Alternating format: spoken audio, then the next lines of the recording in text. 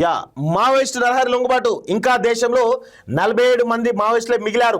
తెలంగాణ వాళ్ళు ముగ్గురే, వారిలోనూ ఒక్కరే యాక్టివ్. గణపతి లొంగిపోండి, మెరుగైన వైద్యం అందిస్తాం.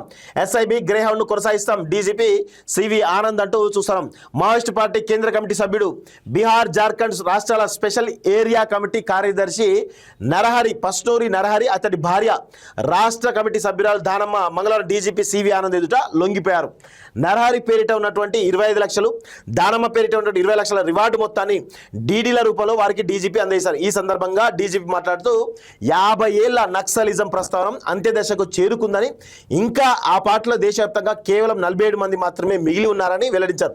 ఛత్తీస్గఢ్కు చెందినటువంటి 15 మంది, జార్ఖండ్ సంబంధించిన 13 మంది, ఒడిశాకు చెందినటువంటి 15 మంది, తెలంగాణకు చెందినటువంటి 3, ఏపీకి చెందిన 1 ఉన్నారని తెలిపారు.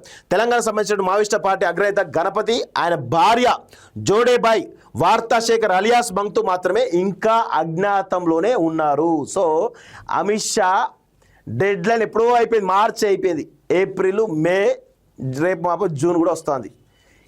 అంటే మావోయిస్టు రహిత భారతదేశాన్ని నిర్మిస్తామని చెప్పినటువంటి అమిత్ షా తన యొక్క పంతాన్ని మరి ఎక్కడ కూడా పంతం నెగ్గించుకునే దాఖలాలు అయితే లేవు. ఎందుకంటే చాలా స్పష్టంగా ఇంకా ఉన్నారు. సో గణపతి, ఆయన భార్య విదేశాలకు వెళ్ళినట్లు వచ్చిన వార్తల్లో నిజం లేదని, దేశంలోనే ఎక్కడో ఒక చోట ఉండి ఉంటారని భావిస్తున్నట్లు చెప్పారు. వృద్ధాప్యం, అనారోగ్య సమస్యలతో బాధపడుతున్నటువంటి గణపతి, ఆయన భార్య తెలంగాణ ప్రభుత్వం అందిస్తున్నటువంటి పునరావాస పథకాన్ని వినియోగించుకొని జనజీవన స్రవంతిలో కలవాలని కోరారు. లొంగిపోతే మెరుగైన వైద్యం అందిస్తామని హామీ ఇచ్చారు. తెలంగాణకు చెందినటువంటి వార్తాశేఖర్ మాత్రమే దండకార్యంలో ఇంకా యాక్టివ్గా ఉన్నట్లు సమాచారం ఉందని వెల్లడించారు. నరహరి, ఆయన భార్య దాదాపు 10 రోజుల క్రితమే తమకు కాంటాక్ట్లో వచ్చారని డీజీపీ తెలిపారు. ఆ సమయంలో తీవ్రమైనటువంటి డెంగీ జ్వరంతో బాధపడుతున్నారని, వారికి మెరుగైన వైద్య చికిత్స అందించామని పేర్కొన్నారు. మావోయిస్టు పార్టీ ఐడియాలజీపై ప్రభుత్వానికి అవగాహన ఉందని, గత అనుభవాల దృష్ట్యా గ్రే హౌండ్స్, ఎస్ఐబి యథాతథంగా కొనసాగిస్తామని తెలిపారు. లొంగిపోయిన మావోయిస్టుల కదలికలపై ప్రతిలా సమీక్షిస్తున్నామని వివరించారు. సాంకేతికలో దిట్ట నరహరట. సో నరహరి మావోయిస్టు పార్టీ సాంకేతిక విభాగంలో నిపుణుడు. ఆ విభాగం బాధ్యతలు ఆయన సుదీర్ఘకాలం నిర్వహించారు. హన్మకొండ జిల్లా కాజీపేట మండలం సోమిలిలో జన్మించినటువంటి నరహరి వరంగల్లో డిగ్రీ మొదటి సంవత్సరం చదువుతున్నప్పుడు రాడికల్ స్టూడెంట్ యూనియన్ ప్రభావంతో పీపుల్స్ వార్లో చేరారు. 1982లో పీపుల్స్ వార్ రాష్ట్ర కమిటీ కార్యదర్శి పులి అంజయ్య ప్రేరణతో కుంట దళంలో సభ్యుడిగా చేరారు. 2017లో కేంద్ర కమిటీ సభ్యుడైనప్పటి నుంచి లొంగిపోయేంత వరకు బీహార్ జార్ఖండ్ ఏరియాలో ఉన్నారు.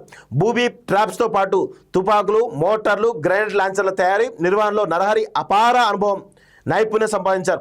నరహరి భార్య దానమ్మ గుంటూరు జిల్లా నివాసి. ఆమె 1986 నుంచి పార్టీ కార్యకలాపాల్లో ఉన్నారు. 1988 నుంచి నరహరిని వివాహం చేసుకున్న తర్వాత సాంకేతిక విభాగంలోనే కొనసాగారు. కాగా సాయుధ పోరాటం కొనసాగించే పరిస్థితి లేనందునే జనజీవన స్రవంతిలోకి వచ్చామని నరహరి పేర్కొన్నారంటూ చూస్తా ఉన్నాం. సో చాలా స్పష్టంగా అంటే మావోయిస్టు పార్టీ పని కథమైపోయింది, అంత అది మనుగడలో ఉండేటువంటి పరిస్థితి లేదు. కానీ చివరాఖరికి తమ యొక్క పంతం నెగ్గించుకునే విధంగా చాలా స్పష్టంగా కనబడతా ఉంది.